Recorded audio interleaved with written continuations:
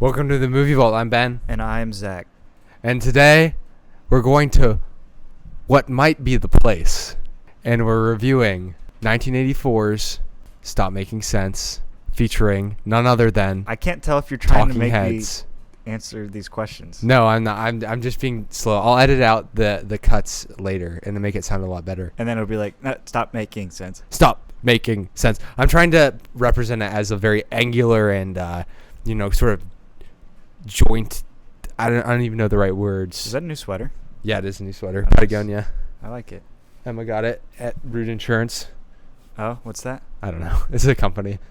Somebody probably. Did we just give them free advertising Yeah. too? Well, don't get Root Insurance unless you're getting it through Hedman Anglin Agency, because they're an independent agency, so they may sell Root Insurance. I don't know for sure though.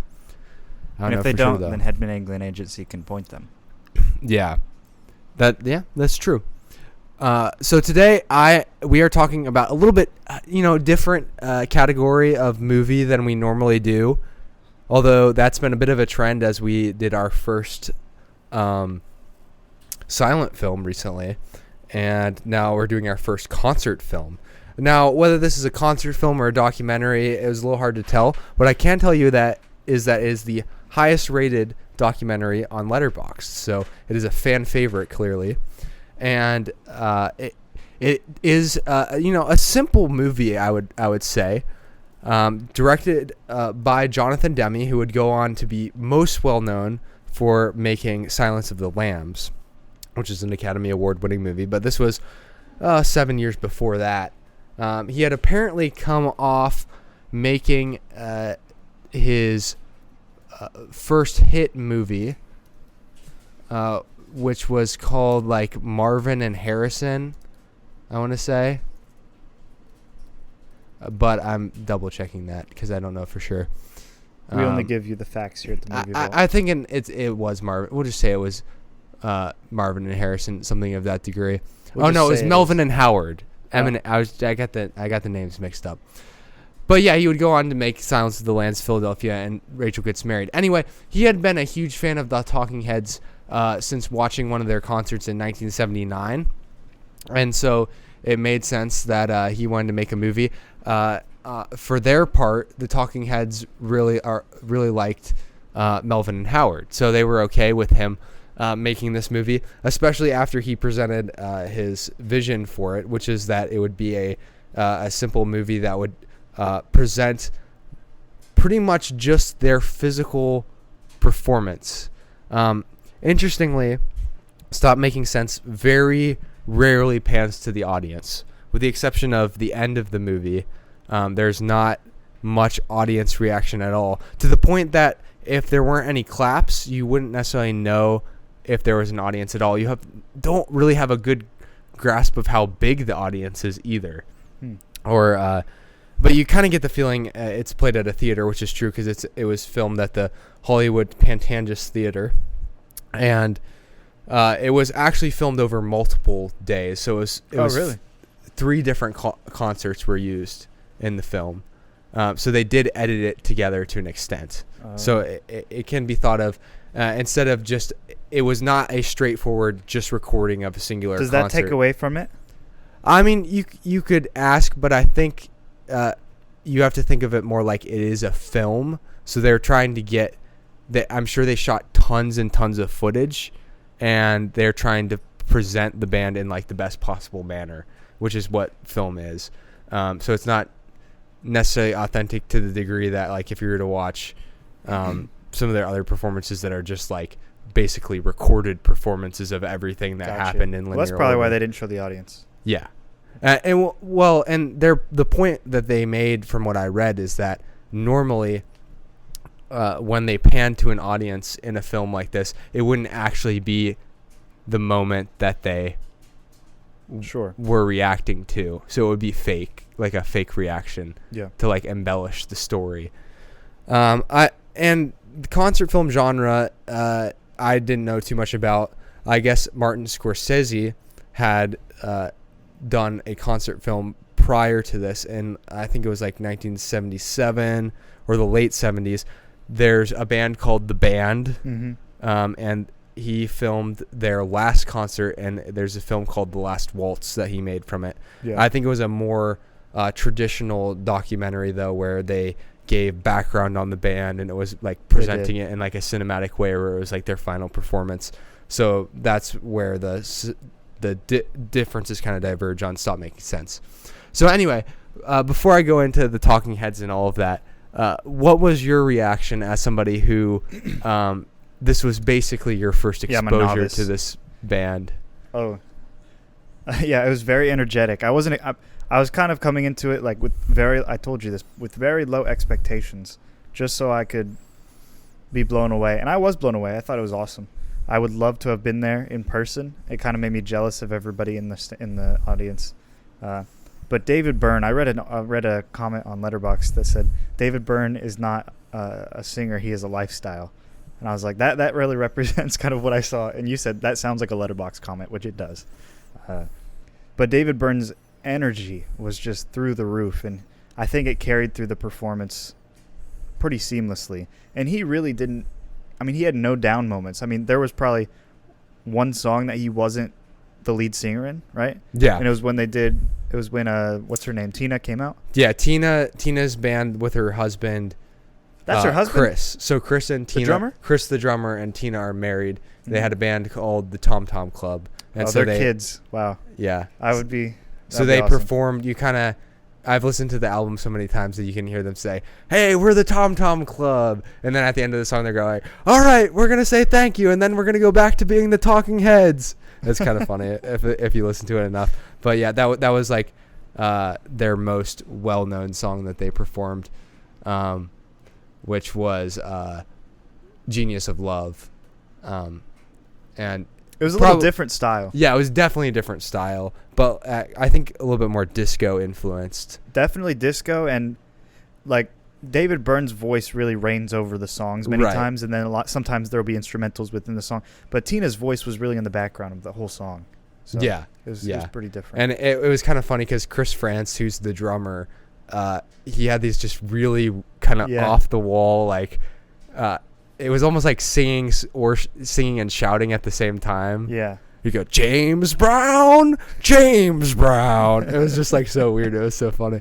But it like fits the song. And there were some references to like people in the disco scene from the 70s, which that was really big in New York. I don't know about them like enough to like really comment on their music, but it was obvious it was influencing them. But yeah, I'll give a little background on the Talking Heads and about like why I think they're such an important band in American history. Well, why are they? So the band starts all the way back at Rhode Island School of Design, and that's where David Byrne, Chris France, and Tina Weymouth met. And they started a band called the Artistics. Anyway, after this, they changed their name to the Talking Heads, and then they moved to New York, which was super important. And New York in the mid to late 70s was like the burgeoning scene of the U.S. punk scene, or the New York punk scene. Bands that came out from this era that are were very important were the Ramones, who are probably like the most straightforward punk band. You might know Blitzkrieg Bop. It's at the end of Spider-Man Homecoming. They also had a bunch of like, punk in the style of the Ramones is basically like pop music played really fast and loud. And they were synonymously at the same time, or I don't know if synonymously is the right word, but at the same time or a little bit earlier, there was also the UK punk scene. Simultaneously. There's the right word. You did almost. Yeah, never mind. Continue. Yeah, synonymously is a different would be used in a different context. But simultaneously in the UK, the Sex Pistols and the Clash had hit big over there, and I think that influence traveled across the ocean. So in 1977, the Talking Heads released their first album, Talking Heads 7/7, which is where their most famous song to this day comes from, and that's Psycho Killer, which is the opener on Stop Making Sense. I would say of all the Talking Heads songs, Psycho Killer is the one that I think most people would have heard at some point in their life. It's very Psycho killer. It's still like it's definitely, you can hear the punk influence a lot. But what I'll tell you, as someone who for most of time knew Talking Heads basically based on that song, it created like a feeling of, it didn't help me understand what the band was like overall. Like now that I've like explored more of their music, I understand how that style that they played on Talking Heads 7/7 like influenced later on. But like I don't think I quite understood what the band was trying to do simply by listening to that song. So then they collaborated with British producer Brian Eno, who is you could go on a whole rabbit hole about Brian Eno, but he is known especially for like making ambient music. I've listened to a couple of his albums, and they're very well known. Another Green World is the big one, and then there's like Ambient One, music for airports. Those are big ones. They're very like minimalistic, kind of deconstructive. So essentially, he's a very experimental guy. He got his start with Roxy Music, I believe, who would go on to have their own sort of successful career. So all these people, and so he came on board, and he and Byrne kind of started developing the sound of Talking Heads more on their albums, more songs about buildings and food, and then Fear of Music. And finally in 1980, they hit probably what is their critical peak with Remain in Light. And Remain in Light was an album where Eno and Byrne went to the studio. They would like isolate sounds and record them, and then they would like mix them together, and then like kind of cycle them over and over again. And then they had all these Afrobeat influences, and it's like very rhythmic and just a lot different from the punk style that they had kind of started out with. So much more experimental. And on that album, the song Once in a Lifetime was the huge hit. And that's probably, which is my favorite. Yeah, probably their second most well-known song. Another song that a lot of people would recognize if they heard it. It's very odd, and I still don't quite... Isn't it the one where it's like, what if that is not your house? What if that is not your wife? This is not my house. This is not my beautiful house. This is not my beautiful wife. Let's sing the days go by. And it has all this imagery about like water and like confusion, and it kind of... Throughout Talking Heads, they have the background, the backing music kind of changes, but like David Byrne's vision and his lyrics, which I still haven't explored fully, they're sort of like on the edge of paranoia. In a lot of, he talks about the government a lot. He talks about there's these songs where he's like, I remember there's a song on Talking Heads 7/7 called "The Book I Read." He goes, just thinking about the book I read, and it's just like very strange. He's like, but it's hypnotic, like the way his voice sounds. That's a good adjective. I also think for him, he's saying like the most mundane things that we would never sing about, because we're always singing these different specific words. But he's using like sentences that don't rhyme in a chorus, in his verses and everything, and then he's also just stuff that doesn't match. It's very like grabbing different pieces from here and here, but it feels hypnotic because of repetition. And many of these songs, there's so much repetition of like these random phrases that he's saying, so to the point where like you feel like there's a deeper message going on, and there usually is from some of the songs that I've researched. But like, you're right, it did change from the time Psycho Killer came out to like some of the songs that were in this film specifically. What album was this based off of again? The newest one that came out. Sorry, he used multiple. To this, I have not crossed all of the songs back to which albums they came from, but most of the albums that they released up to the point were represented. But their latest album, which was at that point Speaking in Tongues, was probably had the most songs. And that one had the African influence. Yeah, it was the most African influence. And that's what I'm saying. Like, he's mixing genres in a way that is so interesting. Yeah, and Speaking in Tongues also probably had a little bit more of a like kind of new wave, which they would have been already maybe considered new wave somewhat already, but like even more so with the synthesizers and stuff. Yeah. And the fact is, this is a 4-piece band, but like within one of the things they did was they kept adding instruments and band members. And that's one of the cool things about the concert. But that kind of stops after a while because they get everyone on. By the time they perform like Slippery People, which is like the 5th or 6th song, because they need everyone, because that's from the latest album where they're doing all the Afrobeat stuff, and they need somebody who's on the drum set that's more of like African tribal drums, djembes, things like that, and some background singers. And they have background singers and. They have like multiple people on the synthesizers. I think it's very complex. I loved watching the background singers just do whatever when they weren't needed, because they were only needed for about half the songs by the time they were up there. It was like the ones that were more gospel influenced almost, and where they had more backing vocals. Their influence on a song would be like, yeah. And then but they had these complex dance parts. That's what I'm saying. There was no dull moment. Every single. I don't even know if it was choreographed. It was choreographed. Really? I would need to research more, but from like the interviews I've watched and stuff, it was like everything was like practiced and rehearsed for this concert. That takes away from me. I don't think it does. Okay. Because I think that fits with David Byrne's vision and character for his music. Like everything is like very meticulous in his world. Okay.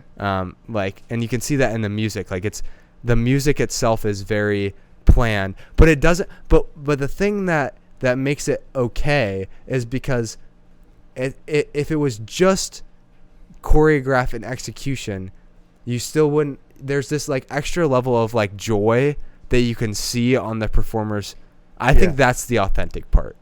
So that's what I would argue. The reason that this stands out above like most people performing music is because you get a sense that this is a group of people who like genuinely enjoyed, at least this part of their career, what they were doing, and just loved being there and performing music, and they were good at it, and they had come up with a system that everyone was a key, like everyone had an integral role, even though yes, people point to Byrne and are like, he is the figure that is like kind of keeping everything together, but at the same time everybody played a part. If it was just David Byrne on stage singing Psycho Killer, it would have been cool, but it would not have been what it was with the 16 people on stage or whatever. Yeah. Even the people who were moving the sets around were like part of the show. Yeah. They came out at the end. Even the lamp was part of the show. Yeah, that was great. I think in one of the after things he says, what did he say about writing a love song to a lamp? Oh, that's a great quote. I'll have to pull it up. While you're finding that. I think that was what I was trying to express earlier. You can tell that these people love what they do, and they love the songs that they're singing, and you could tell that they even love each other because they would interact with each other on stage, either when they weren't doing a part or when there was instrumentals in between some of the verses or chorus, and they would just start dancing with each other. Like someone would walk across the stage from their spot, because everybody had a spot. And then this guy, I remember one guy walked across the entire stage, went to the back, and then like was starting to like do these weird dances with the girls that were the background singers. And I was just thinking like, wow, that's all I thought was wow. Yeah. And then David Byrne's running around the set at one point. He's just running around and around. Yeah, I think that was during wartime. I think, yeah. And the camera, I mean, I don't know. Was this good camera work or not? I don't know. I mean, having watched it once, I think it was what it needed to be. Sure. I think maybe people, now that Jonathan Demme has like was like ascended from this movie, you kind of wonder whether it's like, oh, Jonathan Demme did it. But yeah, I think it was like, I think what you would say is that he didn't overdo anything. Okay. He let the talking heads be themselves instead of trying to do like fancy things with the camera. So I guess you could say that's a strength in one regard. The David Byrne quote is, I try to write about small things. Paper, animals, a house. Love is kind of big. I have written a love song though. In this film, I sing it to a lamp. Yes. Yes. Yeah. That's what I was also saying. He's just singing about the most mundane things, and it works really well. Yeah, because he questions the mundanity of life almost. Yeah, because I was reading the lyrics to "Once in a Lifetime." So the chorus goes, "Letting the days go by, letting the water hold me down, letting the days go by, water flowing underground, into the blue again after the money's gone, once in a lifetime, water flowing underground." So if you read that like isolated, you're like, what in the world does that mean? So later in the song, during one of the verses, he says, "Water dissolving and water removing. There is water at the bottom of the ocean. Under the water, carry the water. Remove the water from the bottom of the ocean. Water dissolving and water removing." And so it's like this theme, like I thought about that. I hadn't thought about it because you get so caught up in the parts that are like, you may ask yourself, what is that beautiful house? Where does that highway go? Am I right or am I wrong? Like he asked these questions, but then I'm like, what is this other part of the song that's like about like with all this symbolism about water? Because that's the chorus of the song that repeats over and over again. You know, letting the days go by, water flowing underground. Mm-hmm. And it's like, yeah, there is water everywhere, and there's water. It cycles, so it's almost like he's comparing that to the cycle of life. But it's also like questioning, like, yeah, what is your purpose? Why do you have this house? Why do you have this wife? What are you doing? Like, what? Like, are you just still gonna run? Are you just gonna cycle? But then you wonder whether he's saying like the once in a lifetime moniker is like, but yes, you only get one lifetime, even though all these things are cycling. Yeah, and you have songs like that really do have deeper meanings, and then you have songs like "Burning Down the House," which I read that he basically just put words in there that sounded good. And it's like a party song. Yeah, burning down the house. Yeah, so it's really all over the place, and I guess that right. And like life during wartime, I think is like a fictional kind of story about like what it would be like to live during a war. If you listen to the lyrics, it's like it's just like all these phrases that are like would make sense if you were in a time of war, which you're like, why would in 1979 what was happening that would make he's like, heard of a van that's loaded with weapons, packed up and ready to go. And he just like, this ain't no party, this ain't no disco, this ain't no fooling around. And then of course he references, it's interesting, like he says this ain't no mud club or CBGB, and the CBGB is the club that the punk scene started from, essentially. So Television and Talking Heads and these bands performed at CBGB, and that was like a big deal. So it's weird, like time for him to reference it, kind of, but yeah, it was a huge so like the big bands from that era, so I don't miss any of them, were Ramones, Television, Patti Smith, Blondie, Madonna, and Talking Heads. And they all kind of went in different directions. Blondie, of course, is like has a lot of staying power. Television is a band that I've also gotten into recently, and they have like one really good album, Marquee Moon, but like I feel like they've kind of would be less known. Patti Smith, some people she also doesn't have as much staying power. Madonna went on to do her thing. But it was more of a punk or like post-punk place. Was Madonna ever as big as Taylor Swift is now? Yes, I would argue yes. Seriously? She was huge. I would argue no. I think if Taylor Swift I think Taylor Swift is bigger, wins, though.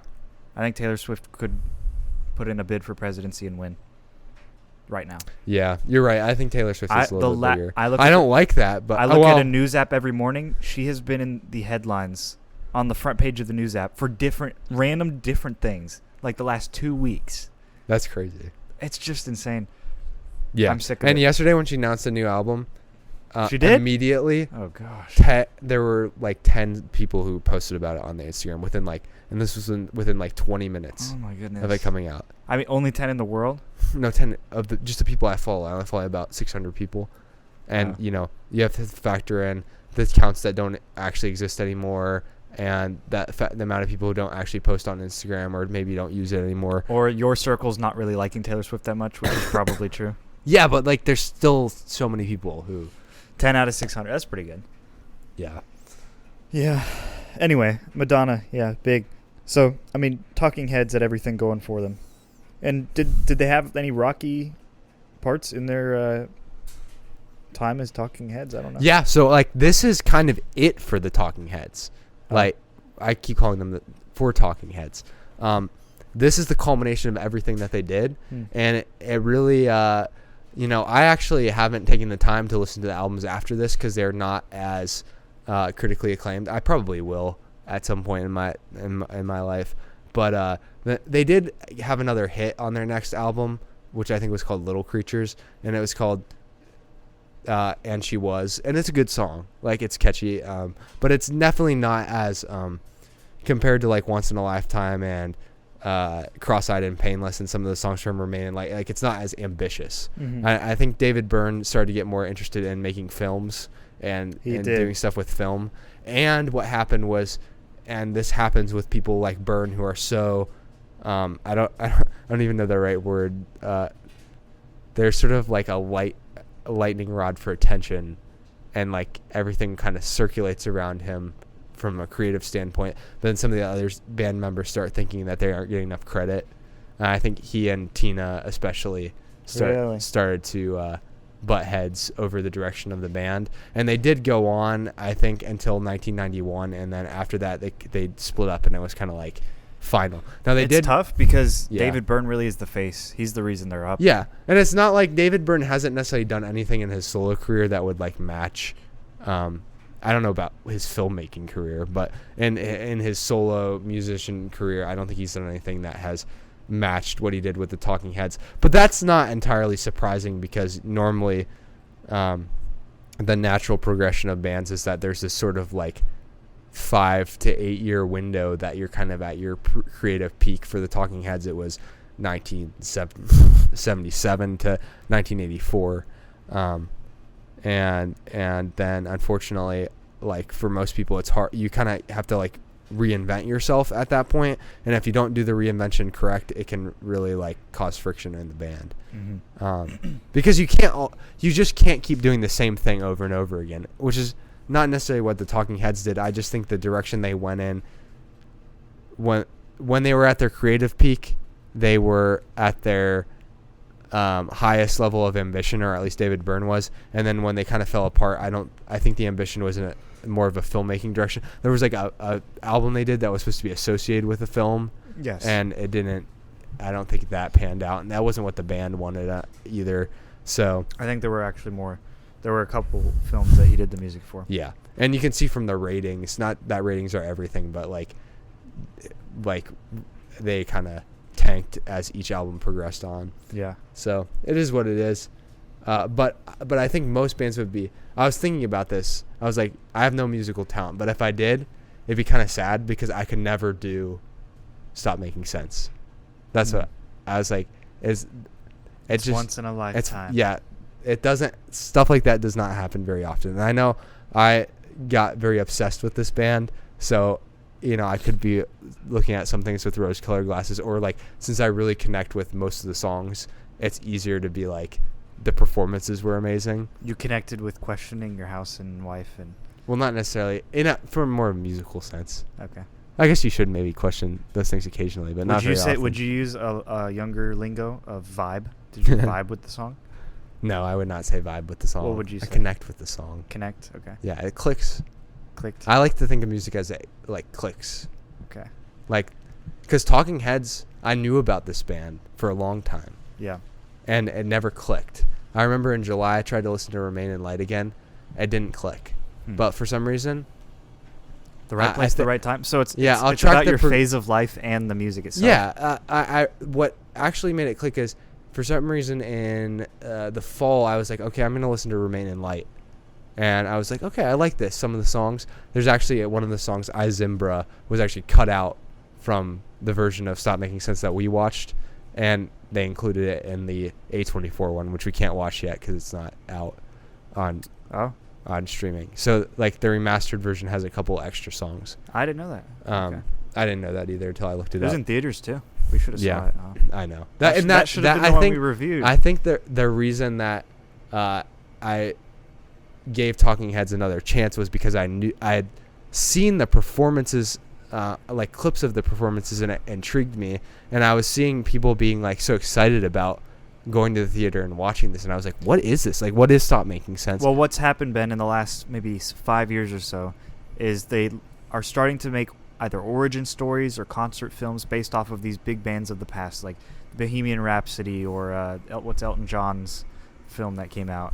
So like Rocket Man. And yeah. it brings back nostalgia for the people who have listened to it, and it introduces them almost to a new generation so that Right. they're on the billboards again. Like Bohemian Rhapsody was like number 5 of whatever that year, what if it was 2018 or 19 or 2020 when it came out. Bohemian Rhapsody, the song was number 5 on the billboards for that year, and it's like if it can go up there again and again and again, they should just keep making these films. So it's lucrative, but for people who have listened to it a lot and like that nobody else knows who they are, it's not as fun. So now, if tons more people, me, the novices of the world, know about Talking Heads now because of these big movements that are happening in the music world. And it is interesting because these bands, it's easier to know about a lot more different types of music. And if you look at the numbers, you're like, Talking Heads is a popular band. Like, their most listened to song has 400 million streams, and they have a couple other songs in the 100 and 200 million stream range. You're like, that's a lot. But at the same time, they're still kind of niche things. So, like, not everyone knows about them. And I would say that the music is pretty accessible, but David Byrne's voice, like I said, it's hypnotic, but it's not necessarily like the traditional. Oh yeah, he's no Madonna. Songs. He's not Jeff Buckley. He's not Madonna. He's better than Taylor Swift. He's no Madonna. Yeah. So once you kind of understand, and I was watching him sing these songs and them sound like almost exactly like they sound in the studio, and I was like, that's how you know he's good, because some people like can't recapture what they do in the studio with. I will say though, his vocal range is pretty good. Like, days go by. Yeah, that's true. He does have a very good vocal range. He can hold lyrics for a long time. It's just like the spastic energy. Spastic is a great word. You're good with adjectives today, because he was just shaking and trying to vaporize himself as he was singing in one of those songs. Yeah, because a whole aspect of this is just the performative aspect of the. I'm just using words multiple times. The performative aspect of the performance, but you're good with adjectives tonight. Once you give me a compliment, I stop knowing words.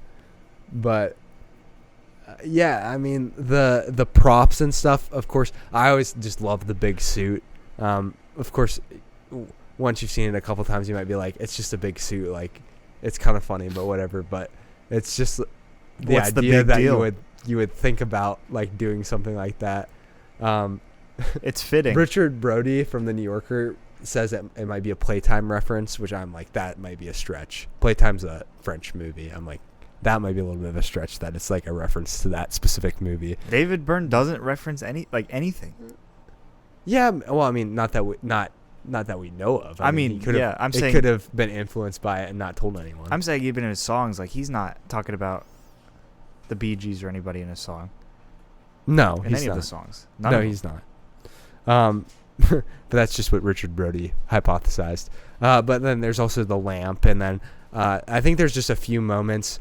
I always thought about this album. I've listened to it so many times. I was even listening again today on part of my run, kind of skipping through to my favorite songs.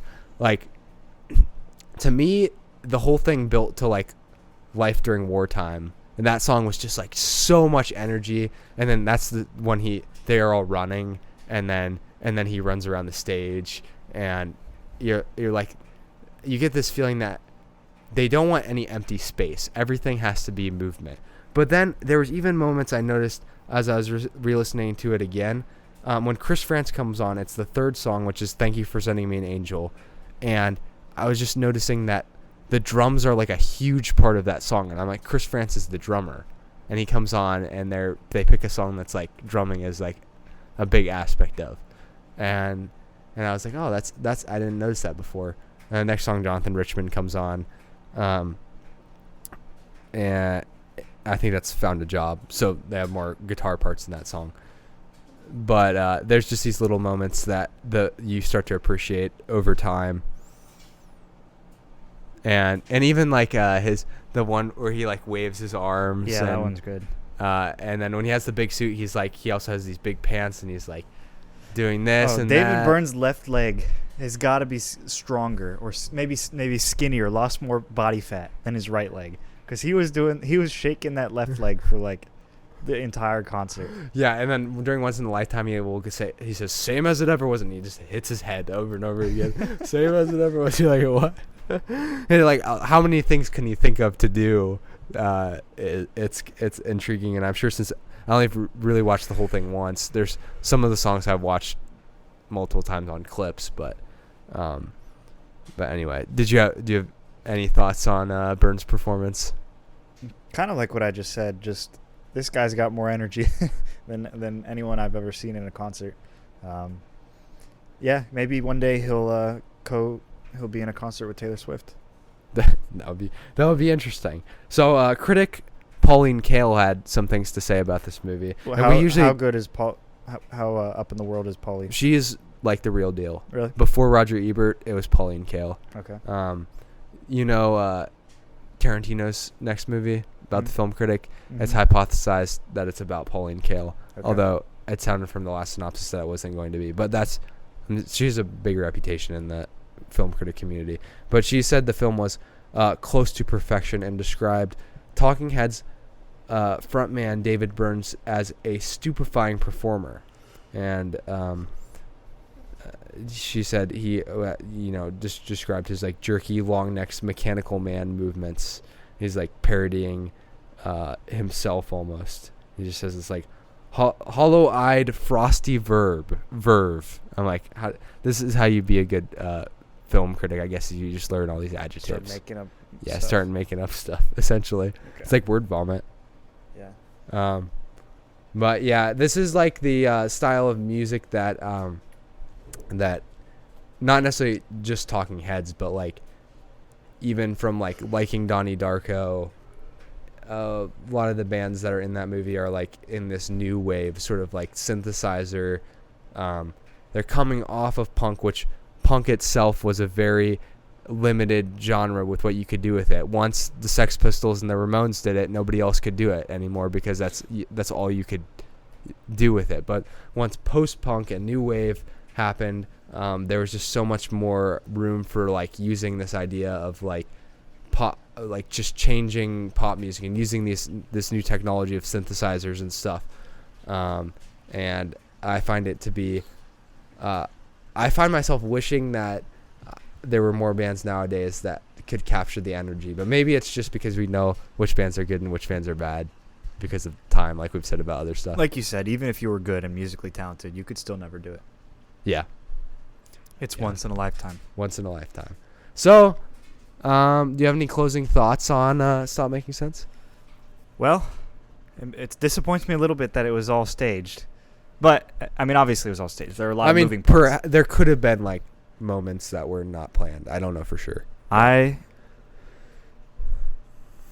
don't know. I liked it. Yeah. That's all I have to say. And for me, I'd say this has been an obsession of mine since about November, this album in particular. And it hasn't gotten old yet. Was just entranced by the performance. And I'd encourage anybody who's trying to be a performer, not to copy David Byrne, because obviously not everyone's David Byrne. They shouldn't be him. But to just look at... not everybody. You mean nobody. Yeah, nobody is really David Byrne. But to just look at his energy and look at what worked. And their emotions. Concert. Love what you do. Yeah. So. Yeah, that's the main thing. And I feel bad for talking so much, but... No, you're good. I have to go to the bathroom really bad. I am the talking head in this moment. You are. So, but with that, go listen to Talking Heads. My favorite album of theirs is probably... I don't know. I can't pick one. They're all good. So, Stop Making Sense is my favorite. Nice. So that's easy. Their movie album. Yeah. Okay. All right. Well, with that, I will close the vault. All right. Adios. Letting the days go by. Na, na, na, na, na. Da, da, da, da, da, da.